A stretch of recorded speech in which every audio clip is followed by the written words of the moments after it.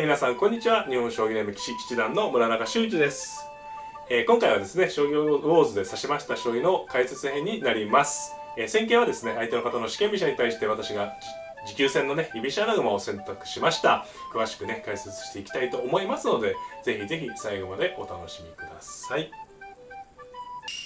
はい、ではね、早速ね、対局の方を振り返っていきたいと思います。本局は私の先手でした。で、7六からね、スタートです。で、相手方ね、3四か4四歩と、国道を止めたので、振り飛車か、力戦形のね、雁木などの居飛車かという感じですね。で、4八銀。で、3二銀。で、5六歩と。この5六歩はね、いろいろあるところですね。6八玉と上がってしまう手、あるいは4六歩とついて、腰掛銀ね、右四間とかね、いろいろ作戦の幅があるところですけど、5六もこう一つのね、この手は相手の方の振り飛車に対しても対応しやすいし、居飛車に対しても対応しやすいということで、相手の方の出方によって、いろいろね、選択できるよという、一番自然な手なんですけれどもね、もちろん4六歩とつく手もあったということです。で、4二飛車で、これでね、四間飛車が確定しました。で、私の方玉を囲って、今相手の方はね、6二玉から7二玉とね、動かしたんですけれども、この手でね、要するにこう、富士システムという形もあるところですね。具体的に言いますと、この6八玉に対して、9四歩とつきまして、7八玉に7二銀、あるいは9五歩と伸ばしまして、王様をね、5一の玉を動かさずに、こう、ね、私の方がもし居飛車側が穴熊などね、持久戦を目指してきたときに、王様を動かさずにね、速攻を仕掛けてしまうという、いわゆるね、藤井システムね、という、人気のある作戦なんですけれど、人気のある作戦なんですけれども、そういう作戦もある、考えられたところだと思います。実戦はね、6二玉からオーソドックスにね、王様の移動だったので、こちらで、これですとね、居飛車側もなんていうんですかね、少しゆっくりね、駒組みが進められるというところですね。で、8二玉まで来ました。ただこうね、まだ玉の囲い急いだので、相手の方のね、囲いがもしかしたら振り飛車穴熊になる可能性がありますね。ということで、ここで9四歩とちょっと様子を見たと。9六とね、様子を見たと。ここは、9六とつかずにどんどんね、穴熊、こちらも居飛車穴熊に組むともあったところです。で、9六とついてね、様子を伺って、ここで9二香ですと、振り飛車穴熊のね、将棋になるんですが、相手の方は9四歩と受けたのでね、ちょっと穴熊の可能性が減ったかなという感じですね。もちろんここからね、穴熊もあります。で、ここがね、私が居飛車側のね、作戦の分岐点で、3六歩から2五歩とついて、急戦策もありますし、本局はね、5七銀と上がって、ここね、端歩を受けてから居飛車穴熊に組むっていうのはちょっとね、独特だなと思われる方いらっしゃるかもしれませんが、近年ね、結構プロの棋戦ではね、見直されてきてるというか、こういう指し方される棋士もね、増えてきました。その理由としましてはね、やっぱり左美濃がね、ちょっと見直されてきてるというのとね、関連がありまして、ちょっと難しい話になるんですけれども、これちょっとね、上級者方向けの説明になるんですけれども、こうね、端歩をついて穴熊に組むと、こう、居飛車穴熊っていうのは、こう、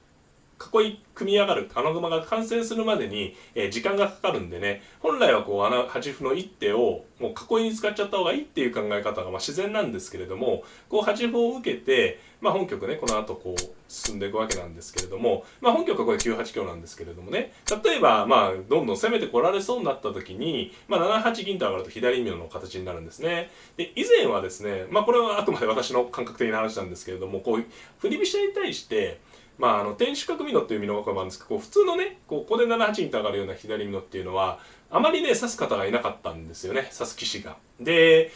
その左美濃の形があまり振り飛車に対して、この形の7八銀ですね、例えば7八銀というのはあんまり有力とされていなかったので、そうすると、こう、端歩を受けてね、指すのがやっぱりこう、なんか動かれた時に左美濃があんまり冴えないよっていうことで、端歩を受けないで穴熊を目指す棋士が多かったんですね。ちょっとすみません、説明が難しいかもしれないんですけれども、要は端歩を受けた上で穴熊を目指すと、相手の方にね、相手にこう速攻されてしまうかもしれないので、左美濃で戦わざるを得なくなる場合があるんですね。今局の場合は相手の方がじっくりした駒組みだったのでこう穴熊に組めたんですが、相手がね速攻してきた時に左美濃で戦うっていうのが以前よりこう見直されてきてるんですね。でその左美濃の時に端歩がやっぱこう受けてある形のね左美濃ってすごくいい形なので、端歩を受ける穴熊はこうね、速攻されるリスクが今まであったんですが、その場合に左美濃で戦えるっていう考え方がね見直されてきたっていうのがね、最近の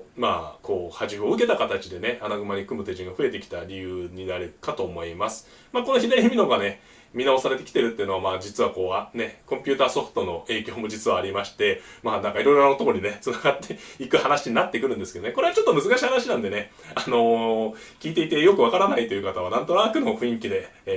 掴んでいただければなと思います。ちょっとこれ難しい話で、はい。まあしかもこれ結論はね、どんどん変わっていくと思うんでね、ただこう、まあ大まかに言うと、こう、端歩を受けたね、こう、9四歩、9六歩受けた形での、駒組みを進めて、まあ左美濃や穴熊にする将棋が増えたということですね。はい。まあ大まかに言うとそういうことです。で、満局は9八香と。まあこれですとね、まあ今回のね、相手の方の布陣は、いい悪いじゃないですよ。いい悪いではなくて、こうじっくりね、玉の囲いを重視した囲いなので、形なので、この場合はね、ゆっくりこちらも穴熊に組めるということですね。はい。で、7四歩に9九玉に7三桂。まあ、この時だけ気をつけないといけないですね。居飛車穴熊組む時に、7三桂とね、飛ばれた形だけは、この瞬間はね、気をつけてください。6五桂とね、飛ばれて両取りになる、形が多分多いのでね。あるいはまあ状況に応じては8五桂とね、まあ、このどんどん襲いかかってくる形も考えられますので、振り飛車側がね7三桂と飛んだ時には必ず居飛車側は注意して指してください。本局は6六歩とついて6五桂の両取りを消しました。まあ、この場合はね8五桂と飛んできても8六角やまあ5九角と逃げておいてね、他の駒の後押しがないので、まあ、無理筋となります。で本局はまあ8四歩と、まあ相手の方はねもう序盤からこうゆっくりとした指し方作戦なので、まあ特に何て言うんですかね、まあ隙があれば襲いかかろうというよりは、まあじっくり駒組みを進めていくという、方針でしょうね。はい。で8八銀と。まあね、6三金。こういう指し方もね、振り飛車党のね、プロの棋士の中でもね、得意とされてる棋士は多くいますね。例えばね、鈴木大輔、九段とかね、鈴木先生はまあこう、穴熊に対してね、居飛車穴熊やられてもじっくりこう、富士システムのようなね、急戦策をやるんではなくて、こうじっくり自分の方もまあ本局のね、まあ相手の方と同じように、こう銀冠に組んだりね、こう陣形を充実させて、こういう形で穴熊に対して、まあ銀冠の厚みでね、戦うというのをね、鈴木大輔九段もね、得意とされていますので、まあこの辺はね、どうしてもね、富士システムとかが人気があるところなんですけれども、こういう指し方が悪いというわけじゃないのでね、ぜひ、参考にしていただきたい。特に、守りがね、得意な方、守備が得意な方にはこういう指し方はね、おすすめですね。はい。で、私の方は今5九角とね、引いて、まあ金を上がってね、ここはまあ分岐点ですね。もう金を6八金、7八金、まあ金をね、この金、ここ7八と7九に並べるね、こう穴熊を組む手もあるところですね。まあ本局は6七金と上部にね、厚く組んで、まあこれはでもただここからこれで完成ではなくて、この先にね、本局に見られたような松尾流穴熊にね、組む含みがバラ残されております。で、4五歩と飛ばして、まあ、1六これはね場合によっては1五角と角交換する狙いが一応ありますので、まあ、1四歩ねこれは逆に振り飛車側をね持たれる方はね気をつけた方がいい筋ですね。こう1五角とねぶつけてこの角がこうぶつけてくる可能性があるので、はい、1四歩と受けた方が無難だと思います。で、3七角。ここは難しいところですね。難しいと言ってしまうんですが、まあ、2六にね、出る形もありますね。まあ、3七か2六か。本局は3七に出ました。で、相手の方4三銀に7八金。ここも7九金という手もあるところです。まあ、この辺はね、一手一手、まあ、好みもありますし、どういったね、構想で指すかっていうのはね、まあ、こういうね、居飛車の穴熊をね、指される方はね、ある程度得意な形をね、まあ、決めておくというかね、持っておくと、まあ、指し手に迷わず指せるようなところもあると思います。はい、本譜が7八金とね、まあ、これだけ見るとすごく、まあ、上ずった形なんですけれども、まあ、ね、3二飛車に6八銀とね、この手が私の、まあ、構想の一手でね、次にこう、7九銀右とね、引くことによって、まあ、松尾流穴熊というね、松尾今八段が得意とされている、まあ、非常に硬いね、穴熊にね、さらに組み替える、まあ、構築できるということですね。はい。まあ、この3二飛車っていうのが、まあ、微妙なとこだったので、まあ、すぐ4四銀と上がる手もあったとは思いますね。まあ、3二飛車とよってね、まあ、一応こう、角頭を狙うような含みはあるんですが、まあ、6八銀というかで、まあ、ちょっと3五歩も難しいですかね。まあ、3五歩、同歩、4四角とかね、まあ、あるいは3五歩、同歩、5一角とか動きてたいんですが、まあ、2六角とか、まあ、3八飛車とかで対応できそうな感じもありますね。例えばここで、5一角と引きますと、5五角と出るような手がありますね。5一角と引いて、こう飛車先のね、こう角がね乗っかっちゃってると攻めにくいんで、5一角と引くと、この3七の角が5五角とね、中央に進出した時に、この香取りがね、受けにくいですよね。といってこう角をね、5一とか4二とかこっち側じゃなくて、まあ44とか22とかね、こちら側にずらしちゃうとね、2四歩と突かれて、飛車先をね、破られてしまうので、まあちょっとね、この角を動かしてこう飛車を使うっていうのはちょっと難しいですね。まあ本局はね、4四銀と上がったんですが、まあ銀を引いて、2六角と出てね、まあこれでも覚えてほしいところですね。銀が出たら角を上がってここを対応するということですね。ですので、ここでですね、まあ、3二飛車じゃなくて4四銀であっても、まあ、2六角と出るような形があるということですね。まあ、4四銀には2六角というのが一応形のね、部分的な形の受けなので、ぜひね、覚えていただけるといいかなと思います。まあ、4四銀にね、3五歩とね、どんどんこう角の、ね、頭を狙われる形ってね、よくあるのでね、ぜひ4四銀には2六角とか覚えていただけると、まあ、対応しやすいかなと思います。本局はね、まあ、一回飛車寄りが入ったんですが、やはりこれでね、角を出て、こうね、銀を牽制しつつね、まあ、この形がね、結構なかなかね、いい形、なかなか悪くないいい形なんですね。まあ、手損するんですけれども、まあ、この後見られたようにね、こう切っていく筋がいつでもあるんでね、はい。まあ、本局はこれで5四歩と。で、7九銀右と引いて、まあ、これでね、渋谷も万全ですね。で、5五歩と突いてこられました。まあ、これはね、ぶつかった歩はね、ぶつかった駒は取りましょうっていうのが、まあ、一番将棋の基本的な考え方ではあるんですけれども、この場合はね、同歩と取ってしまうと、5五同歩と取ってしまうと、同銀と出てきて、まあ、5六とね、打てばね、こう銀が下がってくれればいいんですけれども、6六銀とね、この角が効いているのでね、この角が効いているので、同歩、同銀、5六歩にこの銀がね、ここに銀がこう進出してきて、さらにこの銀がここに進出してくるんでね、6六銀と出られて同金同角となってしまうと、止めきれないですよね。まあこう5五歩同歩同銀5六歩でね、こう5を取って受けてね、下がって止まればね、止まってしまえばこう歩をね受ける手っていうのはまあすごくまあなんていうか将棋で一番基本的な受け方になるんですけれども、この場合5五歩同歩同銀でね、5六歩で6六銀でね、こう丁寧に受けたつもりが全然止まってくれないと、どんどん前に出てこられちゃうんで、まあそれはねかえってなんていうんですかね、これもちょっと難しいんですけれども、受けとして失敗になっちゃうんですよね。駒が下がってくれればねいいんですけどね、飛んで。ということで、まあ、取ってしまうとかえってこの角と銀がね、躍動してくるということで、3七桂とね、私の方はこう取らずにね、反発するという選択ですね。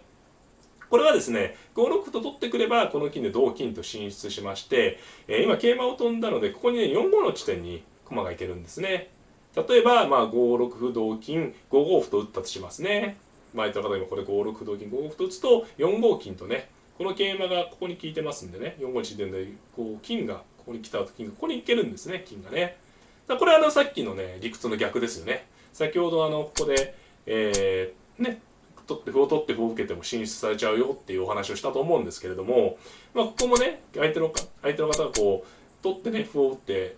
ね、下がってくれるならいいんですけれども、歩を打っても進出されちゃうんですよね。なので、まあ、結構ね、こう、歩をね、ぶつかった歩を取りたくなる。まあ、もちろんね、覚えたての方はもうとにかく取った方がいいっていうのは一番取るのが一番自然なんですけれども、必ずしもね、取ることがね、取ってそれがうまくいくかどうかっていうのがね、難しい。現実に言うと難しいっていうのがちょっと将棋のね、難しいところではありますよね。はい。で、まあ、取ってしまうとかえってね、金が出てきてね、4五の地点を狙われるということで相手の方はね、まあ、むしろ取ってくれよという手ですね、これね、5二飛車ともあって。これ放っとくと5六歩ですし、5六歩と取れますし、まあ、相手がね、私の方が取らせれば、まあ、銀が出れたり、飛車が出れたりするよっていう手だったんですけれども、ここでね、まあ、ちょっとチャンスが来ましたね、こちらにね。まあ、何気ない局面なんですけれどもね、今、飛車こうもう回ったんですけれども、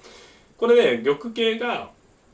もう金銀4枚でガチガチですよね、ガチガチ。で、今こう、桂馬も飛んでるんで、もう遊び駒がね、実はまあ今日厳密に言うとこの1九の今日ぐらいなんですね。厳密に言うとこの1九の今日ぐらいが、まあ遊んでるというかね、働きが弱い。あとは全部駒がこう、戦場に今来て、3七桂飛んだことでいるわけですね。なのでね、強襲ね、穴熊のね、穴熊の暴力っていうのはまああんまりいい言葉かどうかわからないですけれども、穴熊のね、強襲がね、聞きましたね。まあ2四歩とつきまして、まあここはね、5五歩と取る手もあるんですよね、この場合はね。5五歩と取って同銀なら、まあ、先ほどと違ってね、4五に桂馬が飛ぶ形があるんでね、5五歩と取る手もあるんですけど、この場合ね、2四歩でね、殺到する手が成立しましたね。はい。これはまあ5六歩ですと2三歩成でね、こちらの突破の方が角取りになるんで厳しいですね。で、同角ですと銀がタダなので、まあ同歩で取るのしかないんですけれども、ここでね、これで4四角っていうのはまあ乱暴者ですよね。乱暴者なんですけれども、これがね、効きましたね。で、同角の2個パッと飛車が出て、なんかね、これがね、ならではの単純明快でいいですよね。この時に、船囲いとか、仮に左美濃でもそうですかね。玉が薄いとね、こういう手っていうのはね、無理筋なんですよね。角をやっぱりすぐ捨てちゃうわけですから。ただこの穴熊の場合は、もう陣形、玉形がね、万全なので、駒を捨ててしまっ、捨てるというかね、駒損、多少の駒損でも先にね、駒を使っていくっていうのがね、効いてしまうんですね。で、実際に2二歩に玉1に入ったんですね。ここはですね、ちょっと、振り穴熊ペースではあるんですが、2二歩ではね、5一飛車の方が良かったかもしれないですね。5一飛車と引くのが実はね、受けの手筋なんですね。これ今ね、飛車走られて、もちろん2一飛車ないとね、ダイレクトで桂馬取られるのは痛すぎるんですね、痛すぎる。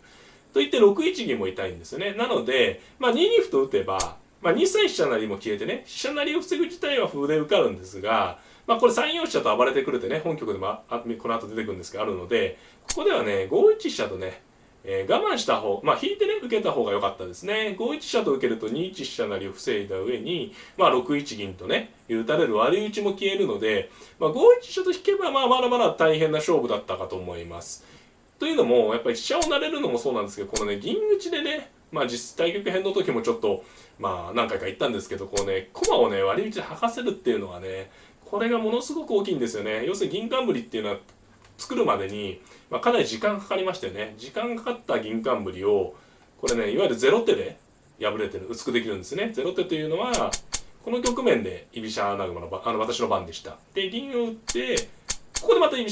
僕の番なんですよ。私の番なんですよね。なので、もう、こう、薄くした上にまた自分の番が戻ってくるということで、非常にこの6一銀っていうのが、この場合価値がね、高いんですよね。割り打ちの。はい。なので、飛車成りはね、もちろん飛車成りももちろん飛車成り、もうね、成られるのも価値が大きいんですけれども、5一飛車と引くことで、2、3にね、もちろん2、3になられちゃうのはしょうがない。2、3になられちゃうのはしょうがないんですけれども、割り打ちを消しながら、指すというのがね、この場合は、私としては良かったかなと思いますね。こう、銀割り打ちが入っちゃってね、これではっきり穴熊がね、楽になりましたね。こう先に薄めてね、先が、なんていうんですか、王様の薄めるとやっぱり先が見えてきますからね、はい。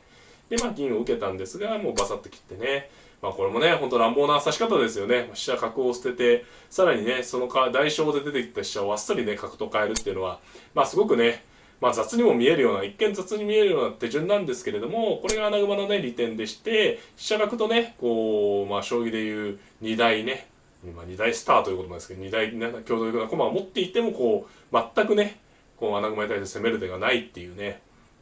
はい、ところですね。で、3三銀。これはしょうがないですね。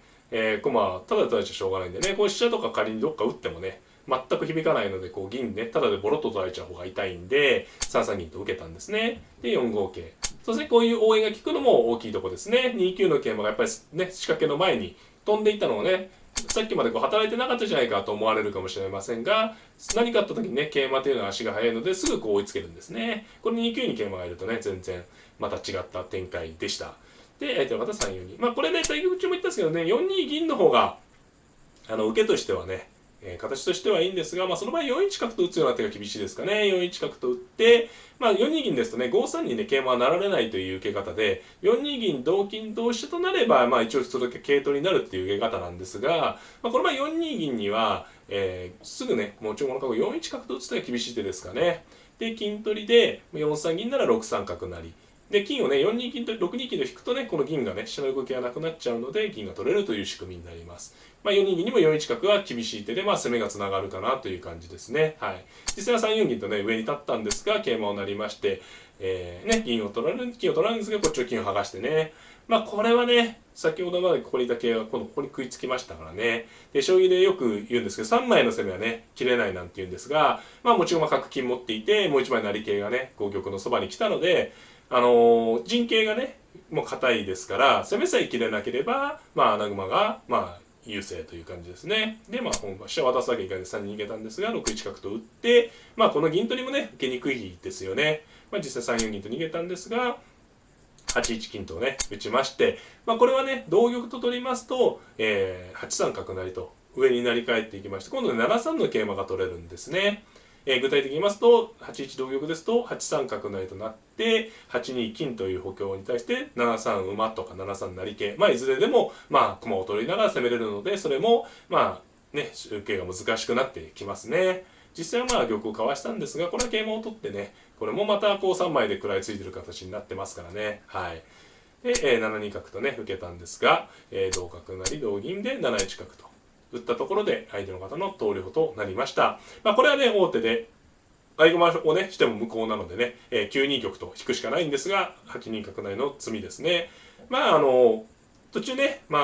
こう飛車を角を切って攻め込んでってね、割り打ち6一銀が入ってからはね穴熊ペースでずっと進行した将棋になりましたね。相手の方がね何かすごく悪い手を指したというわけではなくてね、仮にこう5一飛車と引いていても、若干穴熊ペースだったかもしれないですし、やっぱりこういう展開がね居飛車穴熊ねの一番の強みですのでね、是非ね参考にしていただければいいなと思っております。はい、いかがだったでしょうか。今回はですね、解説編、将棋王座の指しました将棋の解説編をお届けしました。試験飛車に対して居飛車穴熊でね対抗しまして、中盤でね戦機を掴んでからは居飛車穴熊のねいいところがね、目立つような将棋にはなったんですけれども、返してほしくないのが、これで見るとねまるで試験飛車組むのはあんまりいい戦法じゃないとね思われることもあるかと思うんですけれども、結構こう紙一重でしてね、居飛車穴熊っていうのはこう硬い、両様硬いんですけれども、やっぱ攻撃力が不足して完封されてしまうというねことも多々あります。ですので本局はもうすごく居飛車穴熊の成功例ではあるんですけれどもね、これをもってね試験飛車っていうのはあんまり良くない戦法なんだとかねいうのはまた違う話になってくるのでね、ぜひぜひねまた今度ね私が今度試験飛車を持ってうまく居飛車穴熊を攻略するようなね動画もお届けできたらなと思っております。はい、この動画が良かったらという方はグッドボタンを、チャンネル登録の方もぜひぜひよろしくお願いいたします。それではまた、さよなら。